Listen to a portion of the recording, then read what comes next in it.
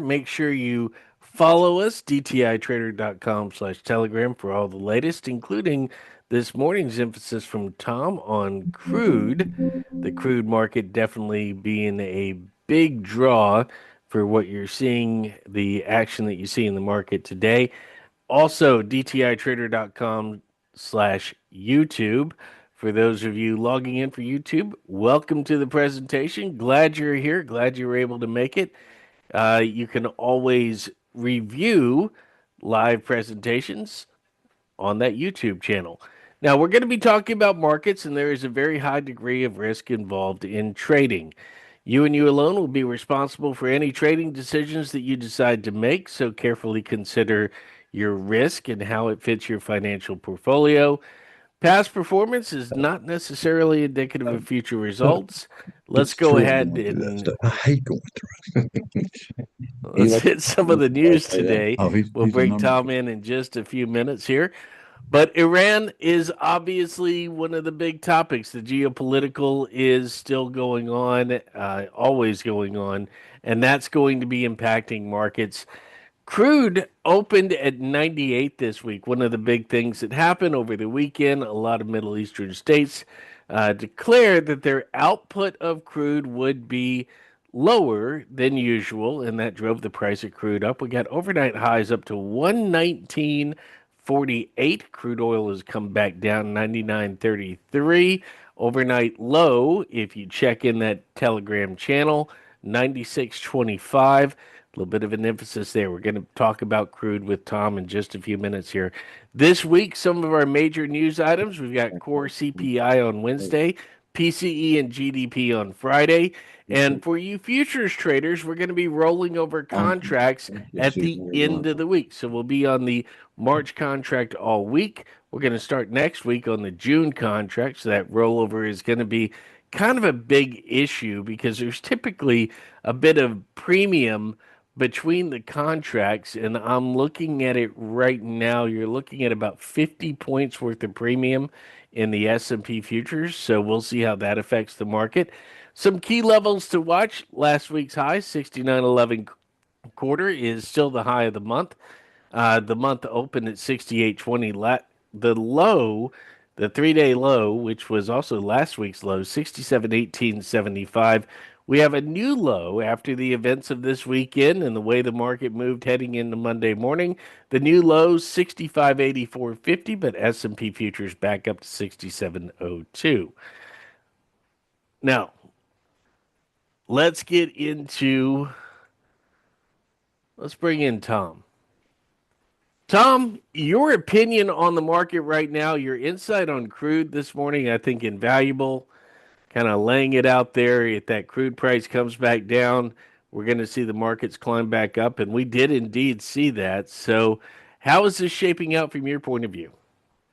Well, I think that I think, like I said on my um, broadcast this morning, I really thought that this might end up being a key reversal day, and a key reversal date is an old market that makes a high and closes lower than the than where it went on that day and opens lower the next day. So right now you got the perfect setup. We went to 119.48.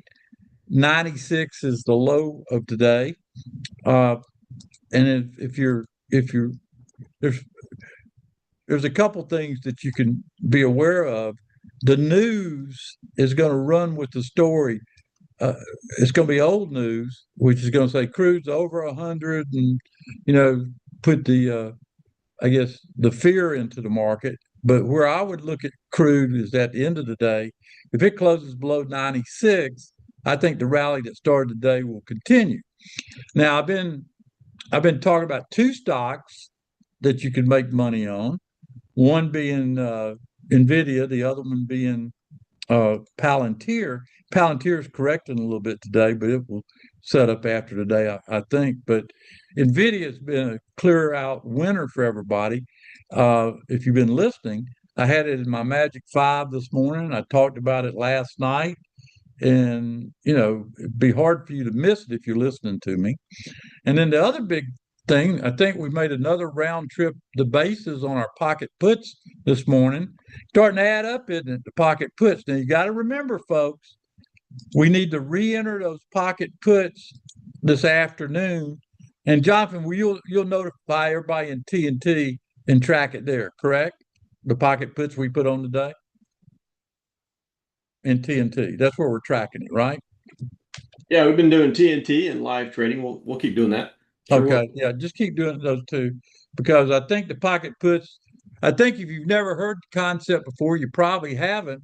It's somebody that's lost a lot of money in markets like this. I came up with this concept years ago because we got to sleep, and because we got to sleep, we're able to do exactly that.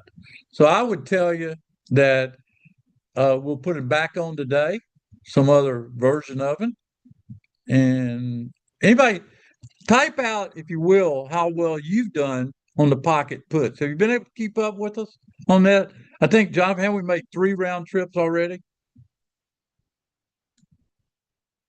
This is the third one I think we closed out. That's correct. Today was the third go around. Sure was. Most people would give their well, I can't say that, but most people would be very happy to be part of the pocket put area. Okay. So we're just gonna keep slugging. Now, I think crude oil is the key. If crude oil goes up, this rally will die. But if crude oil goes down and closes below the midpoint, probably a neutral market. But if it closes below the low, then you're going to get some more acceleration. Okay. That's what I want to hear. Look what Kevin's made 3,000 on his pocket puts. That's real money, folks. That's real money.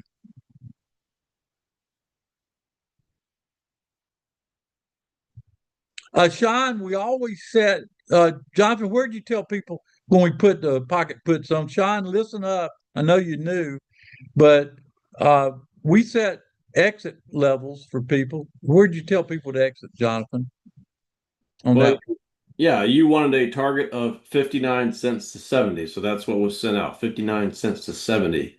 And it hit 62, 63, that area this morning, between 60, 65 all morning. We always set a range to get out of those things. It's up to you to pick the range that you want to take. Sean, that's the way we do it. I think it's better to do it that way to try to give you one price out there and then wait for me to tell you to get out because I'm getting out when it hits that range. I know Jim got out at 64. There you go. You will catch the dance. And boy, we dance. Now, this is our Monday newsletter. I got a real good special, Jonathan. I got to tell you this afternoon. You're not going to believe what I'm going to tell people on the special opportunity this week. I got a real good plan there for the newsletter, and I know most everybody's a member of that. Okay, if you're not, shame on you.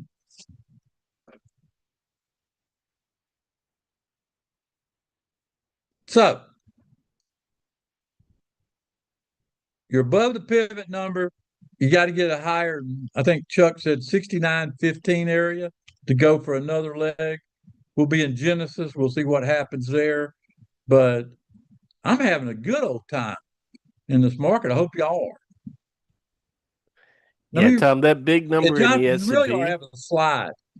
Prior to the war, I used the term, you ought to have a slide. It says winds of war. I told everybody to circle the wagons, only hold gold and silver stocks. Try to get rid of options. Then I said, we're going to do targeted plays. If you posted the target plays we done, that'd be enough to make everybody smile. But I have a plan. I've done this before. And, I'm not trading a lot, but I'm trading very accurately when I do trade. So take advantage of it. Build your account. Don't lose. I've got a one-on-one going on with Mike Gillespie from Chicago. He's in town. He's already, made some money with me this morning, and he'll make a lot more because he listens. And we went through his portfolio. and we did a lot of stuff already today. And I'm showing him some of the things that I use to make decisions.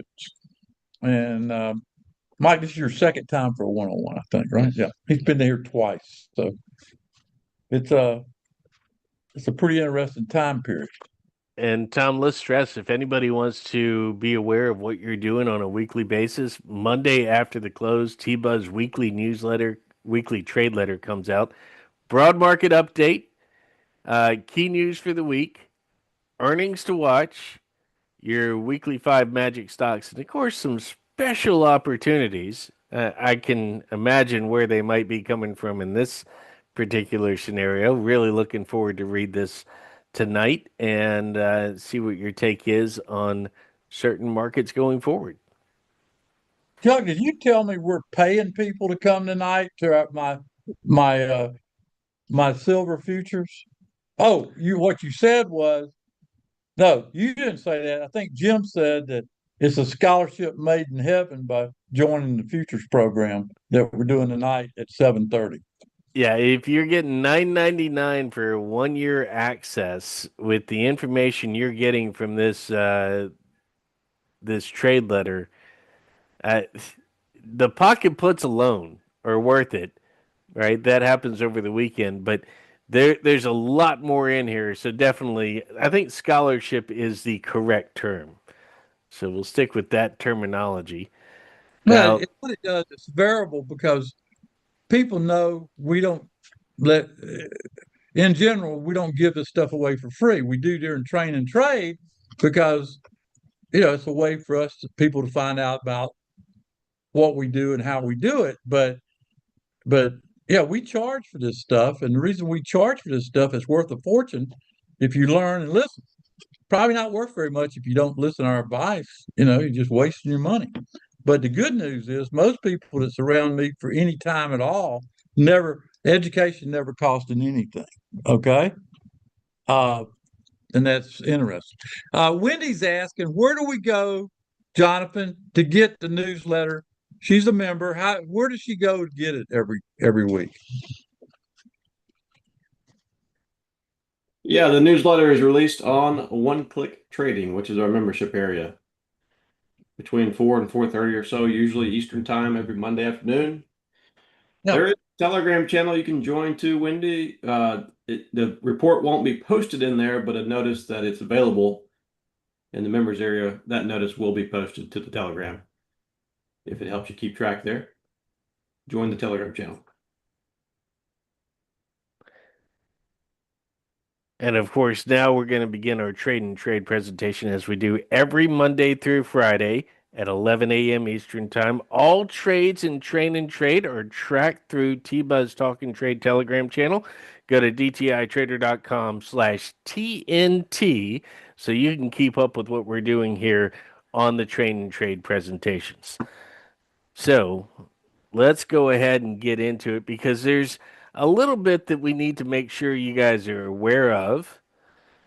We've got some resources out there for you. Tom's first book, Winning the Day Trading Game. Click here for the audio DTI white paper booklet where we take detailed information of specific things you want to pay attention to. Check it out in our white paper catalog. Just click right there. The YouTube page, we mentioned that one earlier, dtitrader.com/YouTube. Important terms to know. Listen, this is a profession. There is a professional language. We want to make sure you guys are able to keep up with it. Tom Busby's penalty tape. If you ever feel like you're looking at the market and a little bit lost, this is a good way to get back to the basics. Options Playbook, optionsplaybook.com for those of you who want to learn a little bit more about trading options. And then the BNN interview.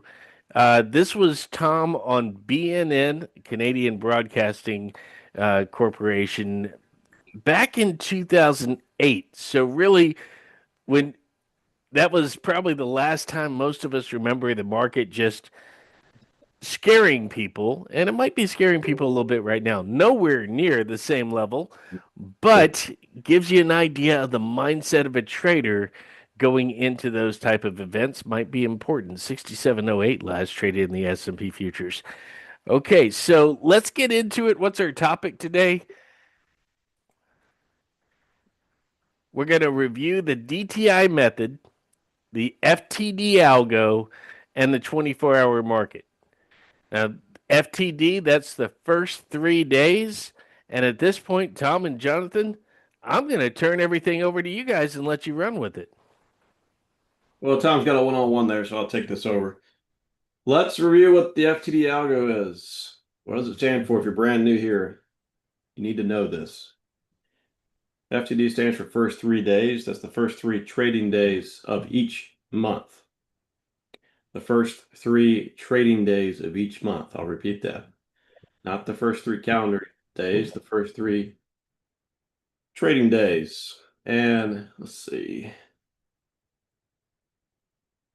Get rid of any kind of distraction there.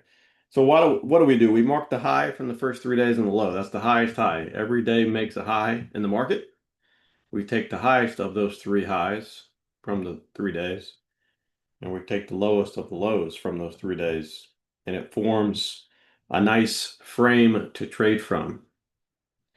The reason why we want a frame to trade from is you have a high point and a low point, and ideally it's doesn't have to be, but ideally it's more of a narrow range, and then we break out of that range to the upside for bullish, or we break down below that range for bearish. And so just picture 3 days here that might have formed one way or the other.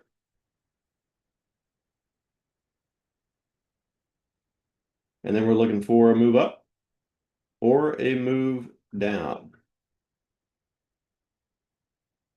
The nice thing about having a frame is if we get long above the FTD high, we already know where our stop goes if it totally reverses down below the low. Or more like this month, if it gets below the FTD low, well, the market's looking pretty bearish for the month. But if it were reverse and go back above the FTD high, then things have flipped around from bearish to bullish, and you should no longer be short anything anymore. So that's the idea of the first 3 days and framing the market with the FTD high or FTD algo. First 3 days algo, FTD algo. Now, how good is the FTD algo? Why do we even, worry about taking the time to do this? Well, over a 5-year span from 2021 to 2025, and we're going to probably extend this study, but pretty darn good so far. Any month that SPY opened above the FTD algo, there was an 87% chance it finished the month on a positive note. So, in kind of a few words here, why is the FTD algo important? It keeps your bias checked, in check, and does a really, really good job of keeping you thinking and on the right side of the market, not going short when you should be thinking long, or vice versa, not going long trying to buy the bottom when the market's still bearish. That's the goal. That's the reason why we go through this. And we have a spreadsheet here. Let me share the slides in case the slides haven't been shared yet.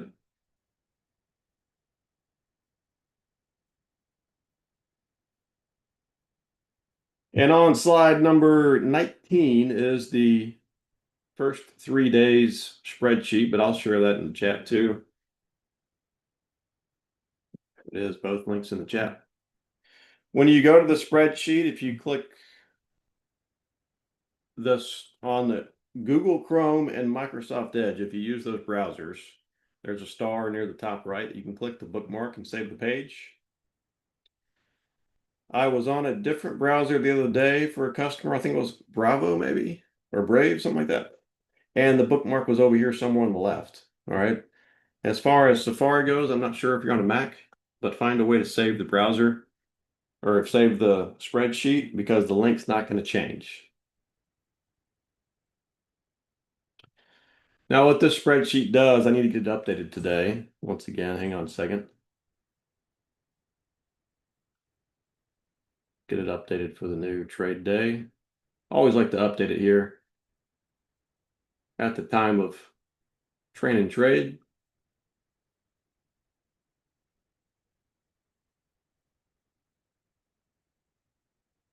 The FTD algo tab at the bottom left is really the only tab you want to keep track of. And what will happen is if the current price is below the FT low, like the S&P is, it'll light up short, signaling there on the S&P that it's still bearish. For crude oil, the current price of 95.42 is above the FTD high. Here, I'll highlight those two columns. So crude oil is long, above 77.98. It's, very, very, very long. Of course, USO is going to match that. But this sheet, specifically the Seven Sisters up top, it's going to give you a really good viewpoint of what's happening, broadly speaking, across the market. Let me repost the two links again, the slides and the spreadsheet. Now, as we come down the spreadsheet, let's see if there's any stocks that are kind of bucking the trend and holding up better than others. And this one here, APP is, Palantir is, most of them are short though. All right. Now, those two stocks are holding up really, really well. What you'll find is if the S&P is short, most of the stocks will be short. Should be staying very cautious. When the market turns positive, you should start to see these shorts start to go away. And hopefully, if there's enough broad market strength there, you'll start to see more longs come across the board. Now, we had a situation last month where the S&P never made it above its 3-day high. Question is, what's going to happen this month? Well, that's what we do. We track the open. Here's the open of the month, 68.20. If you want the other 2 months open, you got those there. We got the 3-day high and low. Hey, Jonathan, do you have the update here at March 9th or March 6th? I just updated it, but good reminder, I need to update the date. Yeah, Mike brought that up. I thought it was updated, but then I got confused. Yep, thanks for the reminder. Yeah, just normally when I'm not talking live, I'll just quickly do that and remember to do that. Sometimes when you're live talking about other things, I forget to do that. So thanks for the reminder there.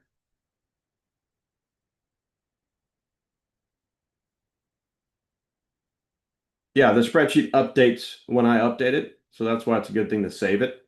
Now you can click File and make a copy to your Google Drive, but it won't update when that'll make a copy to your personal Google Drive there, Sean, and you would have to get it updated. So just keep this original link, and every time I update it, you'll see it update.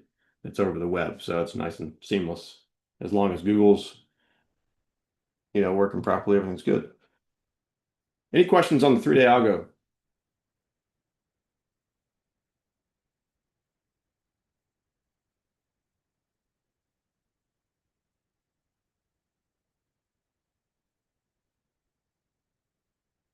We've got about a room of 208 people, Tom. Is this new to anybody today? Let us know. Let us know if you're brand new here. Or if you're not brand new, maybe you've been a few times, just haven't been introduced to this spreadsheet. Let us know if that pertains to you.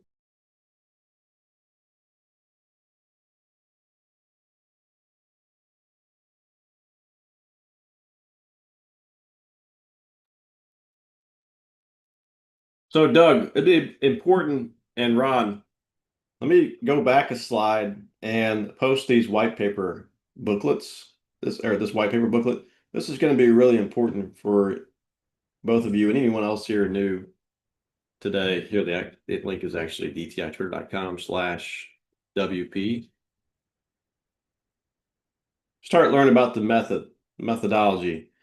And what we're doing here with the first 3-day algo is we're starting from a bigger picture standpoint from the month. And we're looking at how the S&P is compared to the last price of 67.11, how it compares to first its month open. And you can see 67.11 is below the month open. which is a weak sign. And then we're looking at can it start to have a more serious downtrend? And usually that would happen below the FTD low. The only thing I would say about this month is we've had a 200-point move down from the high to low. So it's a pretty wide range on the S&P. When the S&P is moving 110 points a day compared to maybe only 60 points a day, well, volatility's increased and there's some fear out there, some uncertainty. The spreadsheet does not track in real time, Steve. It only updates when I update the price, but I tend to update it a couple times a day at least. Usually after the cash open in the morning, once again at the time of trade. Then I try to get it updated at the end of the day, as long as I can remember to do that. So up to 3 times a day.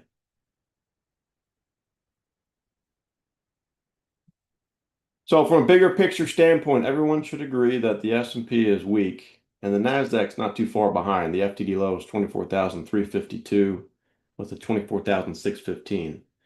All right. So let's narrow our approach down. We talked about a bigger picture for the month with the FTD algo. And should you be thinking long or should you be thinking short?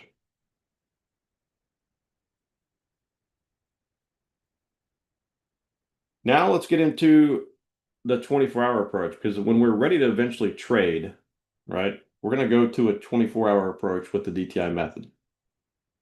And that brings in the 24-hour clock. And all you new folks, this is going to be important. Perhaps you've never viewed the market this way, but the cash market in the US is really only not even a third of the trading that goes around the world. And so 24-hour market means literally the futures market and soon to be stocks, most likely, they're trading literally 24/5, or I should say 23/5, right? There's a 1 hour break every day for futures, but from Sunday night at 6 p.m. Eastern time, they're open for trading all the way until Friday afternoon at 5, right? With only a 1 hour break in between each day, between 5 and 6. So it's literally a 24-hour market. That's why we track the futures market. And even if you're not going to be trading your futures, maybe not familiar with futures, it's good to use the futures to analyze the market because you can track them overnight. So the overnight session starts at 6 p.m. and we block that into a quarter of the 24-hour day for Asia, 6 p.m. to 4:30 a.m. Eastern. These are Eastern times. At 4:30, we switch to the focus of Europe, where the European traders have more control over where the market goes. And then obviously the focus switches to the US, and we can break the US markets into 2 quarters here. An AM market from 9:30 at the cash open up until 1:30 when the afternoon session begins, and then the afternoon session takes us to the close. Take a picture of this slide, a real good way to view the markets from a 24-hour perspective. Asia, Europe, and then 2 US sessions. A little bit more about Asia. When Asia kicks off, the segment starts at 6, but it takes about an hour and a half, 2 hours for the 2 main Asia markets to start open for trading. So you'll hear Tom all the time, and he'll talk about it tonight at Futures Plus Education, that he does trade at night all the time, but he's waiting until after 9 and the Eastern. And the reason is to let those Asian markets get up and going. And the traders over there can decide, you'll see them start painting the tape where they want to take the markets, generally speaking. And that's exactly why Tom waits till 9. And it's a great insight. Europe opens up a few hours before our time segment 2, 4:30.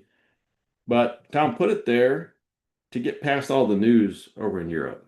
So there's no chance of news kind of getting in the way of trading the trend there. So at 4:30 our Europe time segment opens. And like I mentioned before, the European traders kind of rule the market at that point where they want to push and pull things. A couple of key times to remember: at 7 a.m. is historically when pre-market trade in the US began, and Europe returns from lunch. And then, of course, we have key economic news many days at 8:30. So you got to be very aware of that. At 9:30, we all know the US cash market opens at 9:30. All right. And that's when the most volume comes into the market during the 24-hour day, most of the time. It takes some pretty key news and to think about this, when you look at a chart, usually the biggest bars happen at 9:30, 10 o'clock. All right. Unless there's key news happening around the world that could change things, like war, for instance. But usually that 9:30 is your biggest range bar. And then a very, very important thing happens during the US morning session. At 11:30, we have the European markets closed down. That's 11:30 Eastern. The European markets closed down. So at 11:30 Eastern, Asia's already long closed. They're out of the way, not taking any influence on the markets. And now Europe's closed. And so with Asia and Europe closed, the US traders now pretty much have full control for the first time all day. And that happens during time segment 3. Very important time. And of course, I mentioned it before, but when US traders get back from lunch, they take us to the close. That happens from 1:30 up until 4 for the cash and 5 for the futures close. Now, those list of slides there, dividing the market into 4 quarters, which is a very good framework to view the markets. But we can narrow our focus even more thanks to what Tom created here called reference bars. Now, reference bars, they're all 30-minute bars or candles. When we show our charts in a minute, you'll see candles, but that's just because they're easier to see. They're placed at key times during the 24-hour market. And most of the time, they're placed when a key market is opening around the world or closing around the world. And think about what happens when you have events like that, an open or a close. You have more volume going into the market because traders want to either position themselves for that trade day, or they want to get out of the way and not have any risk on for the overnight session for their respective part of the world. So reference bars are very, very important for identifying trends, trend continuations, and trend reversals. That's the basics of what the DTI reference bar approach is. So let's learn when they occur. Here's a slide to take a picture of. I'll talk briefly about each individually. But you have 4 main reference bars, RB1, 2, 3, 4, that historically Tom has used for years upon years upon years upon years.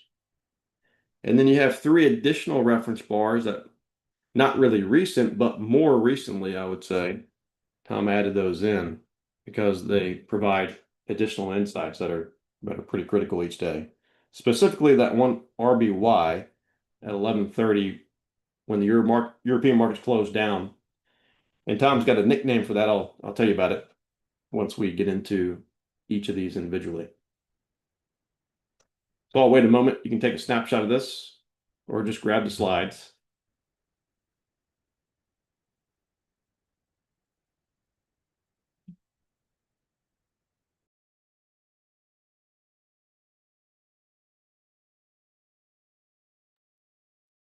All right, some additional insights. Reference bar 1. On our charts, you'll see it as a blue reference bar. In fact, let me take you there real quick and show you on our reference bars. You can see it's blue and it's labeled 1. Now, this is an unusual day that the RB1 is such a wide bar, but everyone knows what's going on around the world. There's increased risk. There's more uncertainty overseas. So you're more inclined to get an RB1 like that. But you can see it's blue and it has a little 1 tagged over the top of it. Now it does start our Asian time zone, and just remember if you're trading during Asia that it's 8:30, 9 o'clock for those key Asian markets get open and running. So there's a little bit of waiting period usually when we're trading during the Asia time segment because we're waiting for those markets to open. But RB1 takes place at 6 to 6:30 p.m. Eastern time. Now, reference bar 2 is for Europe. It's our second reference bar we get during the day. It's also blue, 4:30 to 5. Hey, Jonathan, let me interject real quick. Back on RB1, a consideration you have to make is we have shifted to daylight time. Many Asian markets don't make the daylight shift. So everything comes up what seems like a little bit, uh, I guess if we sprung forward, it's a little bit later in time, right? Right. So it's what this always confuses me, but they're opening up at 8 and 9:30 now, our time. Is that correct? I believe so, yes. So 8 a.m. or 8 p.m., excuse me, and 9:30.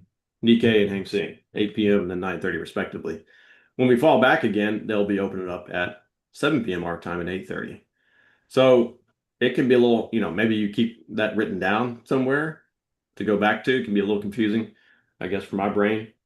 But that's very important to know when those markets open up because, a more true trend can start to establish. One of the reasons we keep the reference bars centered on U.S. markets, it's a little bit less confusing.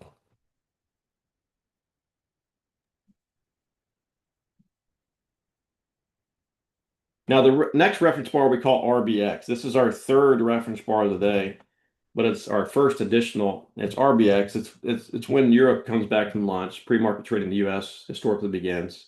It can be a very important time because of those events. Anytime a group of traders that are controlling the markets go to lunch, there's less volume, right? When they come back, more volume comes back into they start positioning themselves for the afternoon. So that's why it's placed there from 7 to 7:30. Instead of blue, this one will be a white reference bar and it'll say X on our chart. So I'll show you that in a little bit. Then of course, everybody knows reference bar 3. It's blue, 9:30 to 10, the US cash market hours. That's our reference bar 3. RBY is forming right now from 11:30 to 12. It's going to be a white reference bar. So Europe's out of the way now. They closed down. It's just US market traders. And one of Tom's greatest insights here, at least in my opinion, is that when Europe gets out of the way and the US markets take over, he calls it the Genesis bar because it's the first time all day the US markets have full control. So what you'll see here, you'll see majority of the days, if the market's trading at its high, it'll be topping out for the day. Or if it's trading at the lows, it'll be bottoming out for the day. And we'll go live here in a minute and see what's going on. And then you have, those are called reversal days, or, you can call it what you want, but it tops out or bottoms at that time. Then you have true continuation days where a trend is underway leading up to European close. And then the US markets push it. They push it further, either to the upside or to the downside. All right. Now, if there's only one insight you came away with today, that's probably the one you want to write down. All right.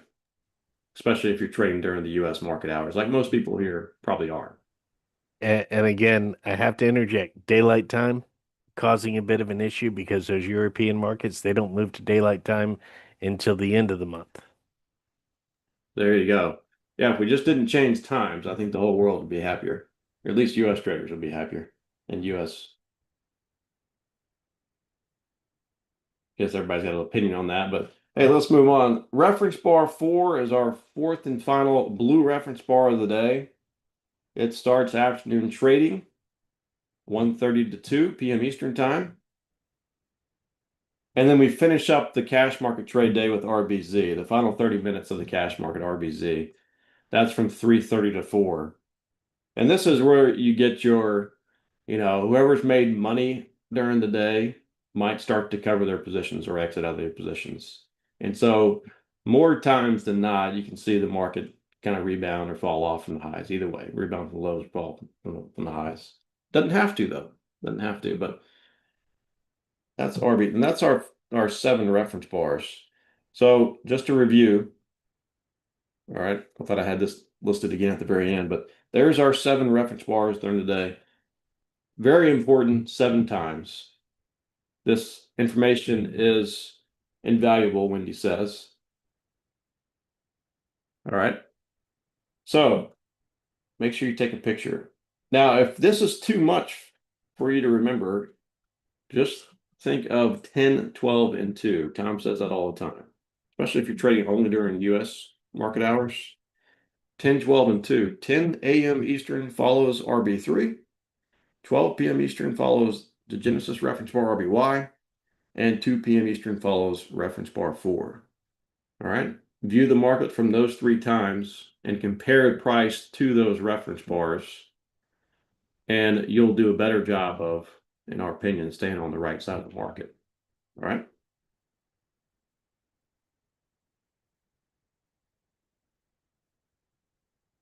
So let's go to a live. I'm going to show you real quick. Live market.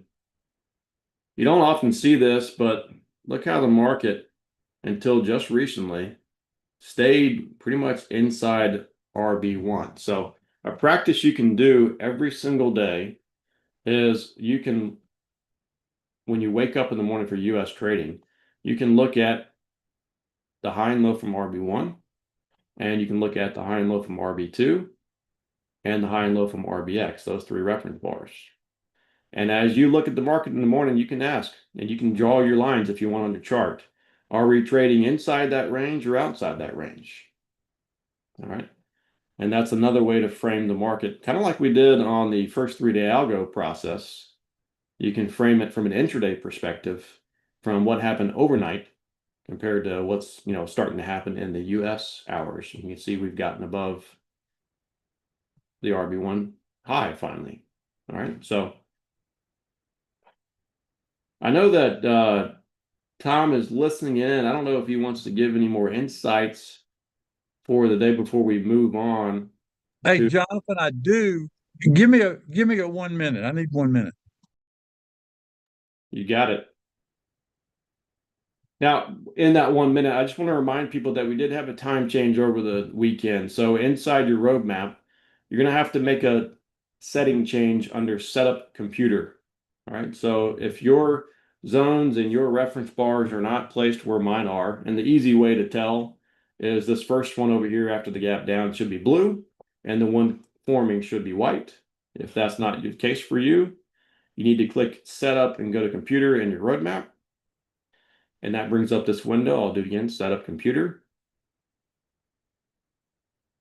And at the top right, you need to check both boxes for local daylight savings times and central daylight. And this will be regardless of your time zone. So it's a little bit confusing the way it's worded, but regardless of your time zone, you need to check both of these on and then restart your roadmap.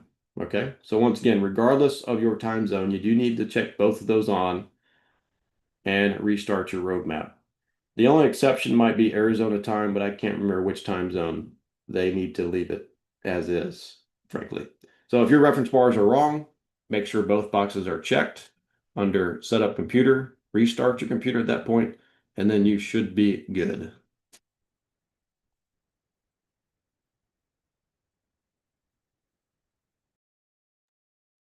It's just as an add-in, since I'm dealing with time a lot, the Arizona time zone is now, we would consider it almost Pacific. It's going to be a 2-hour difference to Central, a 3-hour difference to Eastern. Whereas during daylight time, we consider it kind of like Mountain. All right, my video's not working, but that's okay. I guess Jonathan's got to do something there. But anyway, the market, let me just tell you what I'm seeing. The crude is trying to go lower, but at 96 level in crude is sort of holding right now. But you know, Genesis, if you look at crude, can you put crude in there? Yeah, it should be changing to a crude chart now, Tom. If it Right. hasn't already. It did, but then it took me away. Okay. There I am. Okay. Uh, if you look at crude, it made a little minor low here. Okay.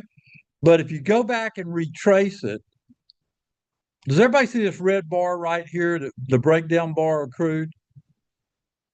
Everybody see that? And y'all remember last night I said I was playing with you. I guess I was having fun. I said, does anybody know sunrise in Iran? And a lot of people did. Notice what happened once the sun came out in Iran. Crude topped out and started going lower. That means after everybody could see what they've done and stuff like that, they're probably pretty happy with what they did overnight, and they're looking at it. And so crude, this big red bar here, turned down. This bar here threw it in a sell, and it's been in a sell ever since. Then the reference bar two was a sell, and you come down. Uh, you could write these numbers down to sort of judge what's happening in crude. Let me just give it to everybody. Write these numbers down. Uh, let's start out at 95.55, 97.55, 98.55, 100.55, 102.55, 105.55. That gives you the numbers that is trading in zones, so to speak, as it goes level. Next stop would be 92.55. 92 would be below the 95. But what I mean by trading in zones, like right now, Jonathan, we're at 96.11. So I would say 95.55 support, 97.55 is resistance. If you're trading futures, that's very handy to know those numbers. Or if you trade USO, it's very handy to know those numbers. And so I think that's just I've been trading it so long, I just have those numbers to trade. But the other area we want to talk about, silver. Put silver in there, Jonathan.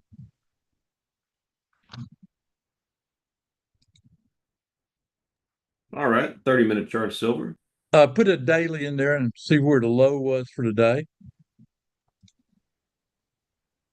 It was down at 79.64. I'm considering 79.40 is the low of silver. What I mean by that means I'm trading silver knowing that is the ultimate risk if I get into silver contracts. 79.40. And so if you look at silver, it went up off that low, and now it's consolidating. It needs to take out the high up there. Where's that high, Jonathan, on silver? That red bar high, topped out? Yeah. 97.5. Yeah. That'd be the next place I think silver would get some strength going higher. Okay. That's silver futures. Put SLV in there if you will. SLV.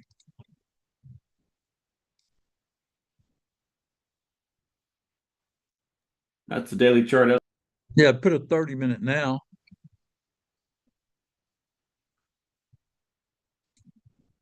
Yeah, SLV is just cranking along. It held up good even in the sell-off.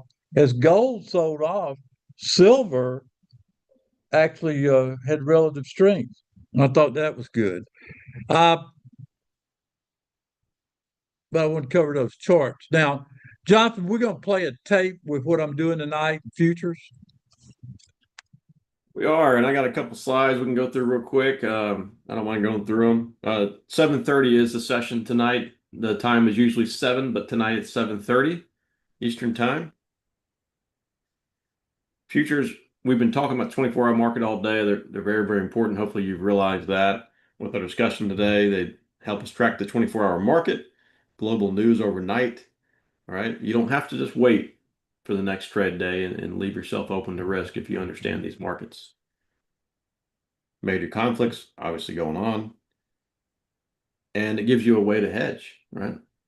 When you can't hedge while you're waiting for the U.S. market to open the next day, these markets give you a way to hedge. So that's the importance of futures first. You get a real special price here, Tom.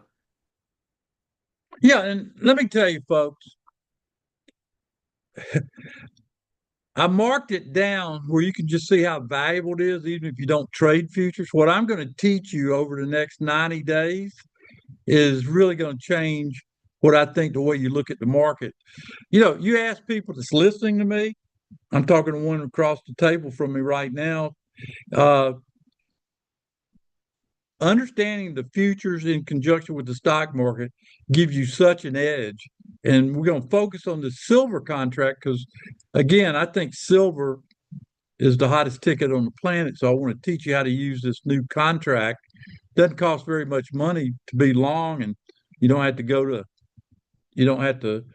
go into rehab just being long that contract. It's a great contract, and then we'll tie that in also when to buy SLV and options on SLV. So it's a big play I'm doing over there with the focus. And tonight, this is the real reason you ought to join. Tonight, I believe crude oil is going to head back down after this war. And I'm going to show you the best way to play crude oil. That's right, crude oil using options. Maybe you put up, $1,000, $1,500, make 10 or 15,000 per contract. Anybody interested in learning that? Give me a yes if you're interested in learning that, because that's what the focus. That's why I've moved it to 7:30 tonight, because I got to get with Jonathan and show him what I got to teach you to set it up. But it's that time, and we're going to take it. I've been telling people I was going to find a time in crude oil to make a bunch of money. Well, the time I can't tell you exactly when it's going to happen, but we're getting closer every day this war goes on. I can tell you that. So let's all be there tonight at 7:30. Join me for $4.99 for the next 90 days. And Jonathan, back at you. Thank you. Thank you. Thank you very much. I'll leave the slide up for just a few minutes, and then we're going to queue up a video to watch Tom talk about some more information with his Futures Plus education. We have a great time every Monday night. And at usually 7 p.m., but tonight, I know the slide said 7. Tonight it's at 7:30. Okay, tonight's session 7:30. But typically it would be on Monday nights at 7 p.m. Thanks again for joining us. First training trade of the new week. We're going to see how the week unfolds. Be sure to tune in tomorrow as well. And we'll see all you all you futures folks, plus folks tonight at 7:30 p.m. Eastern Time. All right.